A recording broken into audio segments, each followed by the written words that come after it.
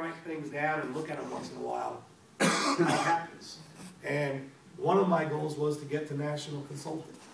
One of my goals was to help a certain amount of people. All I'm asking for is 30 minutes of your time. Can you do it? I said, you know what, I'll be there. I showed up. Another thing is the patented billing and customer care platform. The man who developed this is John Burke. He's from Utica, which I think is kind of cool because there's a New Yorker that's part of this. It's really kind of an integral part of building the foundation.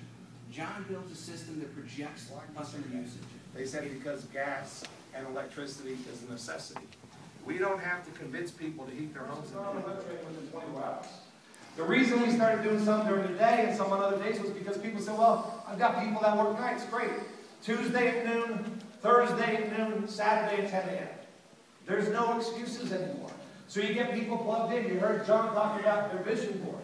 Are you helping them make their vision board? Are you figuring out their why? Are you talking to them about setting goals?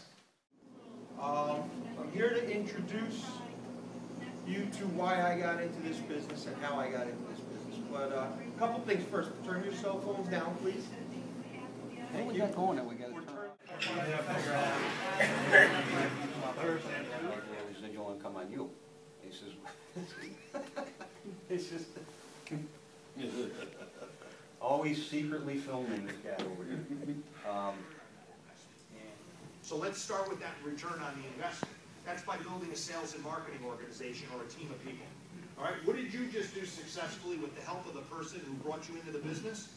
You picked the name of your website, and you gathered a couple customers, one of them probably being yourself. Ambit sent you This is a numbers game. Let me say one more thing about if you're handing somebody a DVD or a magazine, or you're sending to the website, you need to create some urgency, okay? Don't just hand a DVD to somebody and say, look at this when you get a chance. And it's also a way that you can get them back so you can have just a handful of magazines or a handful of DVDs if money is... Huh? Yeah. How much more simple can you make that, right? And you don't get into the valley of death when you do that. At least you should. Not if you follow that system, okay? So what we're going to do now is, after that's all done, you need to get somebody else on the phone, right? That's what he said? Somebody else to answer the questions. And that's what we're going to talk about now. So I'm going to bring back up executive consultant John Haas, and he's going to talk about the three-way call. Right? How much money can I make? Anybody ask that question? Look at the numbers, right? Start with the calculator. If I get this many people, if I get that many people, I'm going to be rich. And who's going to help me? Person sees the business presentation. He can answer the questions a lot better than I can. Hold on. Click. And I three-way Ray in. Now I edified him up. Why? Because he needs to know that he's talking to an expert.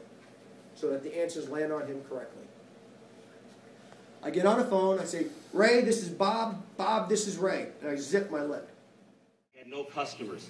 One consultant, no customers. Okay, so for the last 44 years, I've been pouring money into Social Security. All right, now a lot of you youth, and the reason Ray's got me up here is because I'm old. All right, that's why. He says, well, why don't I have somebody that's ready to keel over almost, to do this, But anyway, so, but there's a point to this. Magazine. Ambit and I were on our way to the basement.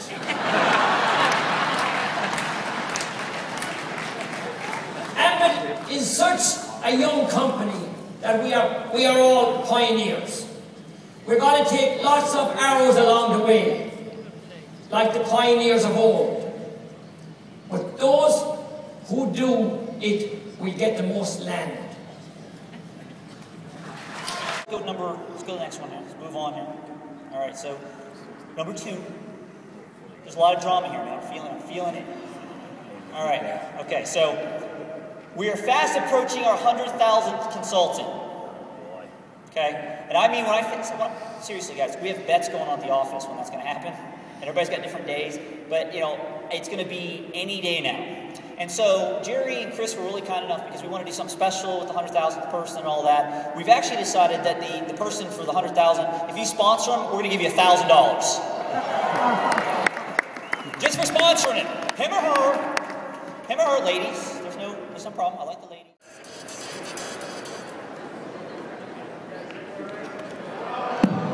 What about now? Guys, we're officially done, but we've got one more thing we want to do before you get out here and start going to work. Can we get all of our executive...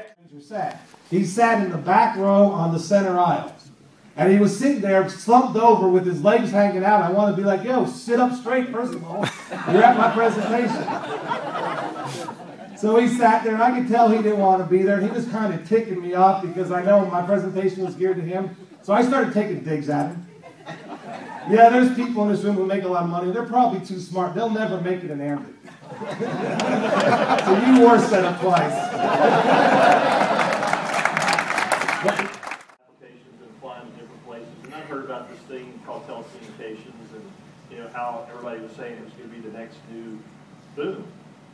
So I got hired on and talked about timing and just how important timing is in business and business opportunities. Another way to look at it is windows of opportunity. And my family's been very, very fortunate for over 100 years now and seeing a lot of different windows of opportunities that panned out and that became very, very successful. 100 years ago, my grandfather was a young boy growing up in Oak Cliff, Texas. That's on the other side of the Trinity River from downtown Dallas. And his next door neighbor worked in an ice house. And every summer, as he was a young boy growing up, he would work in the ice house. He obviously was small, he was a little kid. He wasn't big enough to really lift the ice blocks, but he was big enough to work in the stables and clean the horses and care for the horses, and that's what he did. He groomed the horses when he got started in those ice house stables. And over the years, as he grew larger, he was able to finally start lifting those blocks of ice, and he was put in the position of loading the wagons.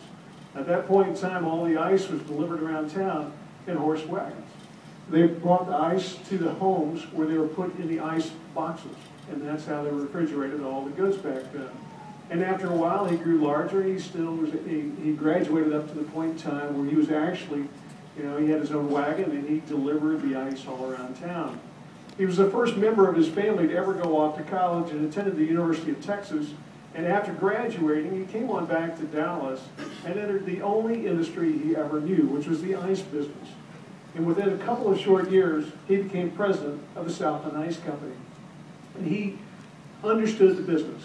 And it was a business that was strong and growing back at that time. There were also 3 newspapers out there. Every time he wanted to place an ad in the paper, he'd have to go and place 9 ads. 3 company names, 3 newspapers, 9 ads to reach everybody out there in the marketplace. So one day he went to a local advertising company, Tracy Watt, and he told them this problem. He said, I need one name. Now we're open in the morning from 7 in the morning to 11 at night, 7 days a week.